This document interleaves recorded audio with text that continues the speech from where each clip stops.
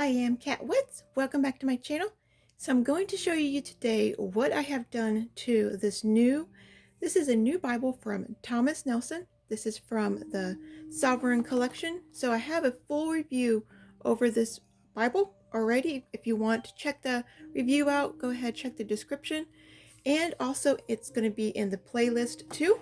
So I did mention in that video that I was going to art gilt the pages, because when you first get the Bible, they come in white. So you just get just the gold. You don't get the two colors. So there'll be another color underneath the gold. That's called art gilt. So I do have a video, actually a whole playlist, sharing my whole journey on teaching myself, because there are videos on YouTube right now that show you how to do it, but there's quite a few that give you poor tips. There's one that tells you you can go ahead and just put on the color, apply the color like any way you want to, and it just don't do that because you will scratch off the gold or the silver already on the Bible. I did learn that. So that's why I've created the whole playlist literally sharing my journey. So yeah, I have found out the perfect way to apply color, you guys, literally. I'll show you what I've done, and then I'll go ahead and show you the tips towards the end. Alright, so I'm just going to go ahead and open this up here. Look how much of a difference adding the red under the gold. I mean, the Bible, it looks completely different. It looks so beautiful. I mean, it literally matches the red accents already in here. So let's go to the New Testament and look at that, you all. That is beautiful. Oh, I love it. Love it so much. And it really helps, for me at least, when I'm reading, when there's color on the pages and it's like dark and vibrant like this right here, it really emboxes the text. It really looks beautiful. I mean, oh, I love it. And there's no white pages that survive in my household. There's not.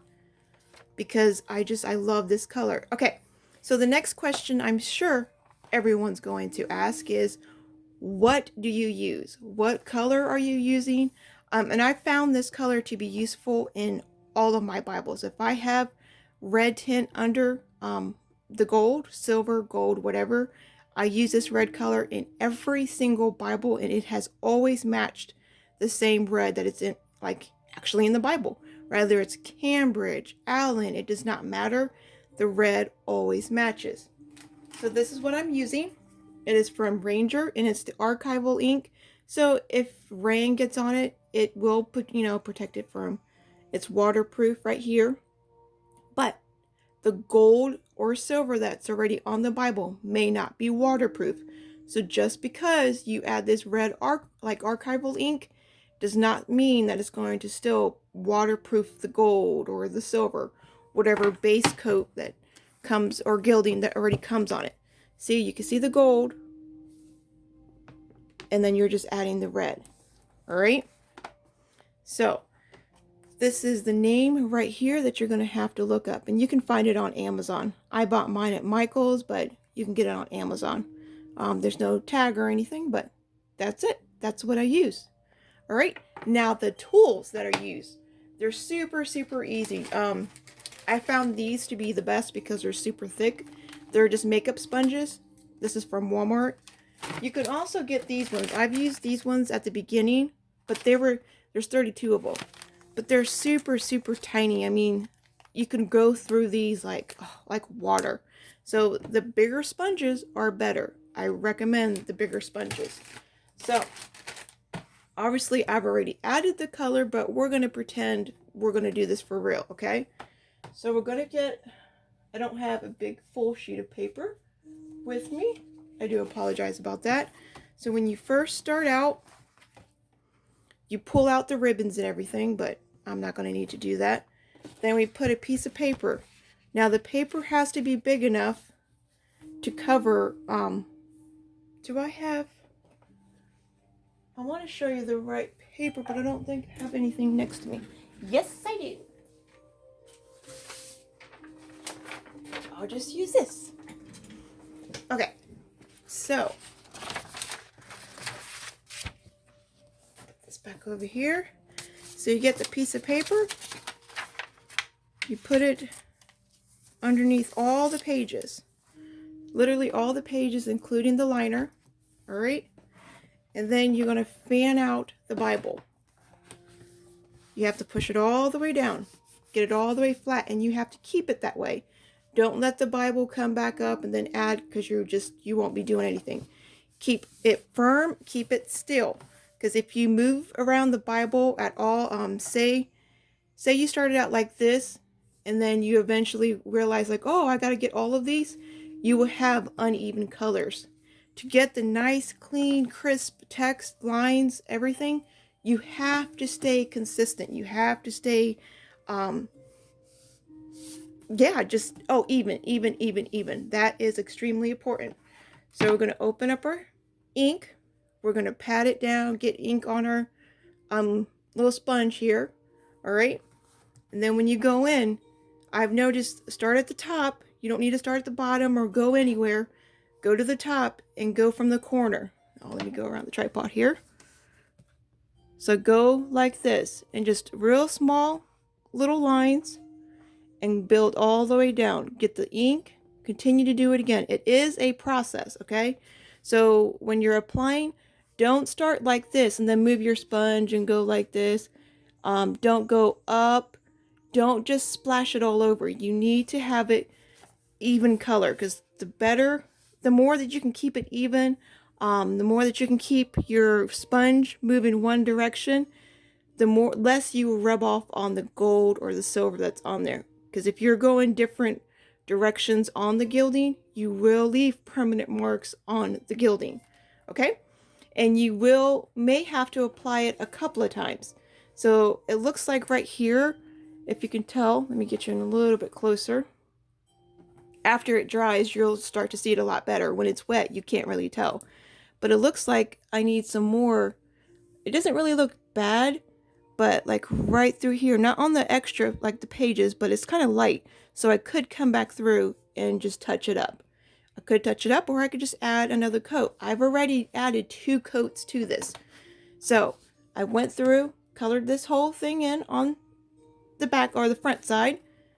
Then you're going to flip open over their Bible, get to the back, same thing, add the piece of paper in. All right, flatten it all the way down. Get your ink on your sponge, and then continue to go. And you just work your way all the way through. Tiny little strokes. It will take some time, but the slower that you go, the more even that you keep your ink, the better your Bible will look. It will look like it's professionally done. All right. Now, these are the maps. So for some reason, the ink always gets on these maps. I don't worry about that, but if you are a stickler and you want to protect it, you can tape it up. Just make sure that you don't tape up the edge so you can still add color to the edges. But it doesn't bug me. It just shows that I'm the one that added color. It didn't come like this. Okay? And you just do the same thing. The same thing with the sides and the corners. You fan it out the best that you can, and you work it in. Now, when it comes to the ribbons, it's always hard to add the color all the way through, like the back over here, because you're going to get ink on the ribbons. So I just stop it halfway through. You know, it doesn't bug me.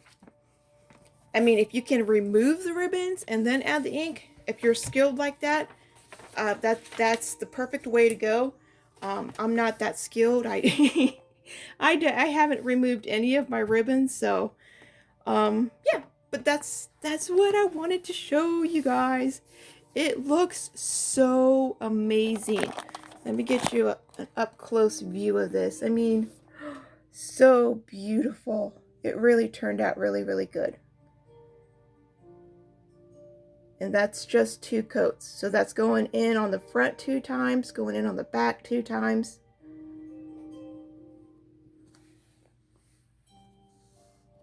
It really looks beautiful.